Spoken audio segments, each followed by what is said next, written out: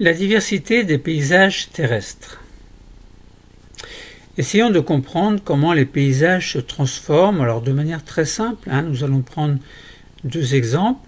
L'exemple du mont Pelvoux, qui est situé dans les Hautes-Alpes. Alors Hautes-Alpes, ça fait déjà penser à des sommets importants. Et le village d'Opedette, alors aux abords du village d'Opedette, donc qui est situé dans les Alpes de Haute-Provence. Bon, on va voir que les paysages se ressemblent un petit peu, mais il y a quand même des différences. Quelles sont ces différences? Donc que l'on passe dans les hautes montagnes vers les plaines, des plaines vers les montagnes, les paysages sont très divers.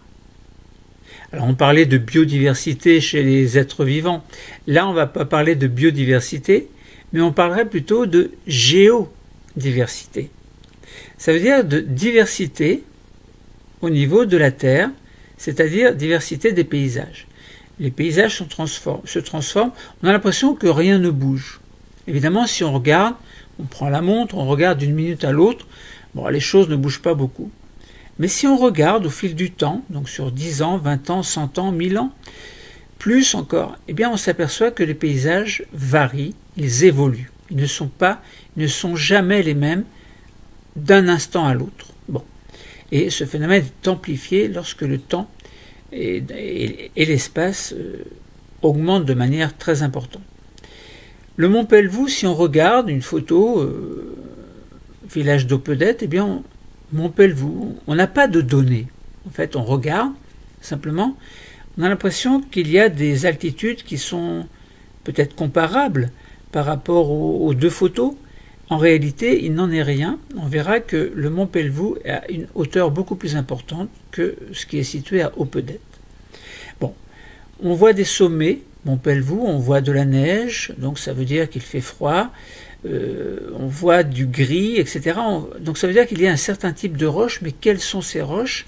On ne peut pas le deviner si on n'a pas d'informations plus importantes ou si on ne s'approche pas pour prendre la roche dans la main et dire eh bien là j'ai une roche sédimentaire, là j'ai un granit, là j'ai un basalte, etc. Région d'Opedette, c'est pareil, on a l'impression que, alors comme dans le mont Pelvoux, il y a une vallée, on a l'impression qu'il y a de l'eau qui coule au milieu, bon on ne voit pas très bien. Sur cette photo, alors on ne voit pas très bien volontairement, je pose les problèmes pour une question de curiosité, dire bon, je vois quelque chose mais j'ai envie d'en savoir plus. Opedette, on a l'impression qu'il y a quelque chose qui est creusé, un paysage qui est relativement chaotique, bon, pas très rassurant d'habiter là-bas, du moins d'après la photo. Alors on essaie de comprendre un petit peu mieux en utilisant ce que l'on appelle un système d'information géographique, donc SIG. Donc en ligne, on peut avoir un site que l'on appelle Géoportail. Alors on peut choisir une localité et tracer par exemple un profil topographique de la région souhaitée. Donc là évidemment il s'agira de tracer le profil topographique de la région du Pelvoux et de la région d'Opedette. Donc vous tracez ce profil, pour cela sur le système d'information géographique, vous avez des outils qui vous permettent de tracer ces profils. Alors en parallèle, évidemment, vous affichez la carte géologique, vous essayez d'identifier les roches, vous tracez le profil à l'aide des fonctionnalités du système d'information. Alors, si possible, vous choisissez un endroit où il y a une vallée et vous choisissez ce profil de manière à ce qu'il soit perpendiculaire à l'axe de la vallée. Puis vous repérez les cours d'eau, vous faites de même pour différentes localités et essayez de vous concentrer sur la région de Pelvoux et la région d'Opedette. Donc faites ce profil et regardez, comparez avec moi. Alors, on a dit tout à l'heure, on peut regarder le type de roche. Alors pour ça, vous avez des informations qui vous permettent de comprendre que du côté de Pelvoux, on a des roches qui sont plutôt de type granitique. Ce sont des roches magmatiques en fait. Et on peut avoir donc en fonction des couleurs que vous regardez, donc des éboulis, des alluvions, alors que dans Opedette, on a plutôt des roches qui seraient calcaires. Donc déjà, première approche concernant ces différences, donc deux paysages, deux types de roches différentes. Granit d'un côté, roches sédimentaires de type calcaire de l'autre. Après, si on regarde le profil topographique des deux régions, on s'aperçoit que Montpelvoux culmine à peu près à un petit peu moins de 4000 mètres. Alors que le point culminant à Opedette est de 650 mètres. Donc déjà, on voit une différence importante. Tout à l'heure, quand on regardait les photographies, on disait on a l'impression que c'est même hauteur, on ne sait pas trop, etc. Eh bien non, là, on s'aperçoit que le Montpelvoux est beaucoup plus élevé que la région d'Opedette. Donc l'altitude est beaucoup plus importante. Troisième, alors on a vu donc les roches, l'altitude. Maintenant, concernant la largeur des vallées, on s'aperçoit qu'au Montpelvoux, donc il y a une vallée qui passe au fond d'une vallée, évidemment, et de chaque côté, les versants sont donc forment un angle très large. Bon. Alors que si on regarde du côté d'Opedette, on a une rivière, donc un fleuve, une rivière, voilà, qui coule en bas, et les versants, au contraire, forment un angle très, très aigu, en fait.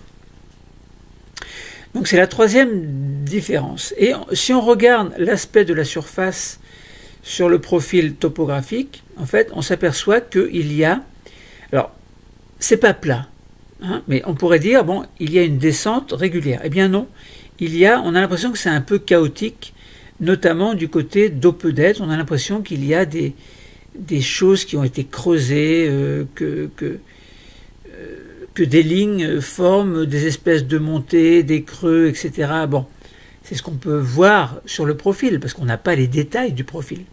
Maintenant, pour avoir le détail de ce que l'on perçoit, de ce que l'on entrevoit sur ce profil, on va aller se placer localement dans la région concernant ce paysage granitique situé dans le massif du Mont Blanc. En fait, par exemple, on a l'aiguille des Drus. On a un granit qui est une roche magmatique qui est typique des continents. Alors ce granit, ça provient d'un magma qui était en profondeur. Ce magma s'est solidifié et est remonté vers la surface pour donner une roche que l'on appelle le granit. Bon. Alors, si on regarde d'un petit peu plus près, donc cette aiguille des Drus dans le massif du Mont Blanc, en fait, on voit qu'il y a des zones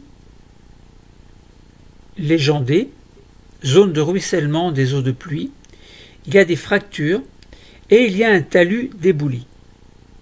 En fait, le granit, qui est une roche magmatique, subit une érosion. Donc ça veut dire que cette aiguille des Drus va subir une érosion. Il va se former donc des fractures, des diaclases qui vont s'élargir avec le temps et tout doucement avec le temps également, donc des petits morceaux vont pouvoir se détacher et tomber en contrebas. Donc ça veut dire qu'il va y avoir une espèce de dislocation progressive du relief qui va faire qu'à partir d'un relief d'origine, il va y avoir une transformation du relief. Le paysage va subir, le paysage va être différent d'un instant à l'autre sur une échelle de temps plus ou moins importante. Alors ces fragments qui tombent peuvent être de n'importe quelle taille, ça peut être des gros blocs, ça peut être un pan entier de montagne qui tombe, ça peut être des petites particules, des petits sédiments. Eh bien tout cela va s'accumuler au pied de la montagne et s'il y a une rivière, un torrent, eh bien tout cela va être emporté vers l'aval. Bon. On parlera dans un autre cours de sédimentation, de formation de roches sédimentaires, détritiques ou biologiques, de type qui serait due à... la formation de sédiments pourrait être due à des êtres vivants également, qui pourraient former des roches sédimentaires. Bon. Mais lorsque l'on parle de sédiments qui vont s'accumuler, qui proviennent en fait de quelque chose qui est granitique, donc d'une roche granitique, on parlera plutôt de roches sédimentaires détritiques, de type détritique. Bon, donc on a des éboulis qui se forment, des sables, des argiles, etc., et qui seront apportés plus ou moins en contrebas. Donc voilà pour l'aiguille des Dreux dans le massif du Mont Blanc. On pourrait faire le parallèle avec le mont Pelvoux, où c'est un peu le même principe, il y a du granit, eh bien on suppose que ce granit subit le même type d'érosion. Donc c'était une étape de l'évolution d'un paysage granitique, on parle d'érosion. Voilà, donc transformation du paysage montagnard. Ensuite, si on regarde dans la région d'Opedette, eh bien on va proposer une étape de l'évolution d'un paysage calcaire. Donc on a un plateau calcaire. Le plateau est formé de calcaire, donc de carbonate de calcium, et ce calcaire est une roche sédimentaire, donc qui a été formée dans les océans. Alors, donc ce plateau calcaire est très perméable, il est très sec. Pourquoi ? Parce que ce calcaire va pouvoir se dissoudre sous l'action des eaux de pluie, combinées à l'action du dioxyde de carbone, etc. Donc il va y avoir une espèce de dissolution du calcaire qui va former des espèces de cavités jusqu'à voir, enfin on peut voir en surface en tout cas, ce que l'on appelle des lapiaz. Bon, très impressionnant parce que c'est plein de fractures, on a l'impression que c'est un paysage qui est très chaotique en fait, mais en dehors de chaotique, c'est très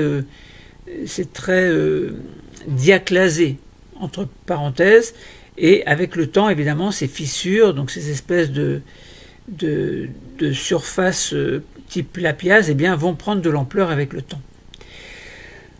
Voilà, donc on a également une érosion, évidemment, érosion qui va conduire au fait que ce paysage, donc ce plateau calcaire, va se transformer avec le temps et va devenir un paysage typique de la région d'Opedette.